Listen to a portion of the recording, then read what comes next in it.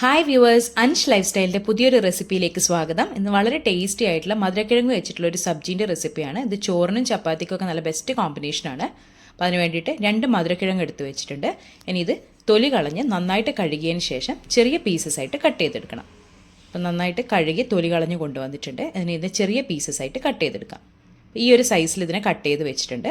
ഇനി ഒരു ബൗളിലേക്ക് വെള്ളം എടുത്തിട്ട് അതിലേക്ക് കുറച്ച് മഞ്ഞൾ പൊടിയും ഉപ്പും കൂടെ ഇട്ടിട്ട് ഇതിലേക്ക് മധുരക്കിഴങ്ങും കൂടെ ചേർത്തിട്ട് അരമണിക്കൂർ മാറ്റിവെക്കാം.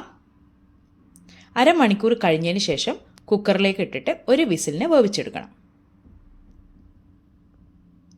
ഇതിപ്പോൾ ഏകദേശം അരമണിക്കൂർ ഇതുപോലെ വെച്ച് കൊടുത്തിട്ടുണ്ട്. ഇനി ഇതിനെ ഒരു കുക്കറിലേക്ക് ഇട്ടിട്ട് ഒരു വിസിലിന് വേവിച്ചെടുക്കാം.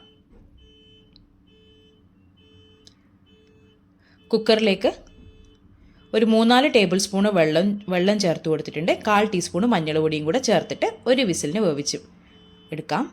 ഇനി ഒരു പാൻ അടുപ്പത്തേക്ക് വെച്ചിട്ട് അതിലേക്ക് 2 ടേബിൾ സ്പൂണോളം വെളിച്ചെണ്ണ ഒഴിച്ചു കൊടുത്തിട്ടുണ്ട്. വെളിച്ചെണ്ണ ഒന്ന് ചൂടായി വരുമ്പം അതിലേക്ക് 1/2 ടീസ്പൂണോളം കടുക് ചേർത്ത് കൊടുക്കാം.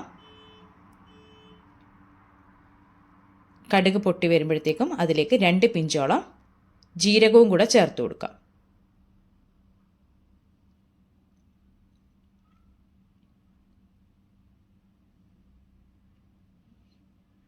കടുകും ജീരകമൊക്കെ നന്നായിട്ട് പൊട്ടി വന്നിട്ടുണ്ട്. ഇനി ഇതിലേക്ക് ചേർത്ത് കൊടുക്കേണ്ടത് വെളുത്തുള്ളിയാണ്. ഞാനിപ്പോൾ ഏകദേശം 4 അല്ലി വെളുത്തുള്ളി വളരെ ചെറുതാക്കി കട്ട് ചെയ്തതിന് ശേഷമാണ് ഇതിലേക്ക് ചേർത്ത് കൊടുത്തിട്ടുള്ളത്.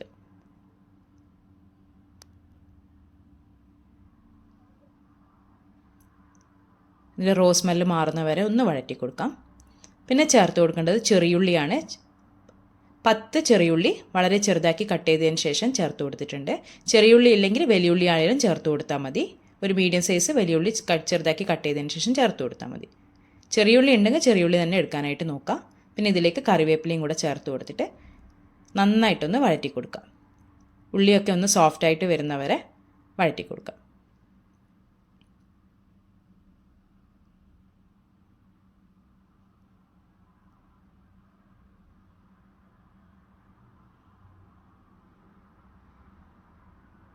ഉള്ളിയൊക്കെ ഏകദേശം സോഫ്റ്റായി വന്നിട്ടുണ്ട്. ഇനി ഇതിലേക്ക് ഫ്ലെയിം ഒന്ന് ലോ ആക്കിയതിന് ശേഷം പൊടികൾ ചേർത്ത് കൊടുക്കാം. 1/4 ടീസ്പൂണ് മഞ്ഞൾപ്പൊടി, 1/2 ടീസ്പൂണോളം മുളക് പൊടി. ചില്ലി ഫ്ലേക്സ് ഉണ്ടെങ്കിൽ മുളക് പൊടിക്ക് പകരം ചില്ലി ഫ്ലേക്സ് ചേർത്ത് കൊടുത്താലും മതി. ഇനി ഇതിന് പച്ചമണം മാറുന്ന വരെ ഒന്ന് വഴറ്റി കൊടുക്കാം. ഇനി ഇതിലേക്ക് വേവിച്ച് വെച്ച മധുരക്കിഴങ്ങ് ചേർത്ത് കൊടുക്കാം. നന്നായിട്ട് മിക്സ് ചെയ്ത് കൊടുക്കുക.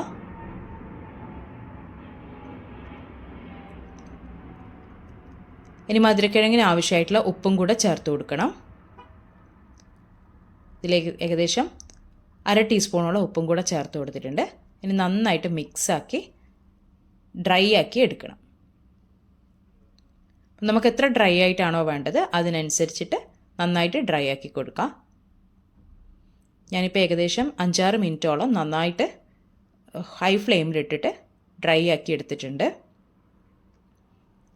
ഇനി ഇതിലേക്ക് 1/2 ടീസ്പൂണോളം കുരുമുളകും കൂടെ ക്രഷ് ചെയ്ത കുരുമുളകും കൂടെ ചേർത്ത് കൊടുത്തിട്ടുണ്ട്. നന്നായിട്ട് മിക്സ് ചെയ്ത് കൊടുക്കുക. അപ്പോൾ ഇത്രയേ ഉള്ളൂ പരിപാടി. നല്ല ടേസ്റ്റി ആയിട്ടുള്ള മധുരക്കിഴങ്ങിൻ്റെ സബ്ജി റെഡി ആയിട്ടുണ്ട്. അപ്പം ഇതേപോലെ ട്രൈ ചെയ്ത് നോക്കാത്തവർ ട്രൈ ചെയ്ത് നോക്കുക. ഇത് വളരെ ഈസിയാണ് ചെയ്യാൻ. ട്രൈ ചെയ്ത് നോക്കുക. എന്നിട്ട് നിങ്ങളുടെ അഭിപ്രായങ്ങൾ കമൻസ് ആയിട്ട് അറിയിക്കുക. റെസിപ്പി ഇഷ്ടപ്പെട്ടിട്ടുണ്ടെങ്കിൽ ചാനൽ സബ്സ്ക്രൈബ് ചെയ്യുക, ലൈക്ക് ചെയ്യുക, കമൻറ്റ് ചെയ്യുക, ഷെയർ ചെയ്യുക. Thanks for watching.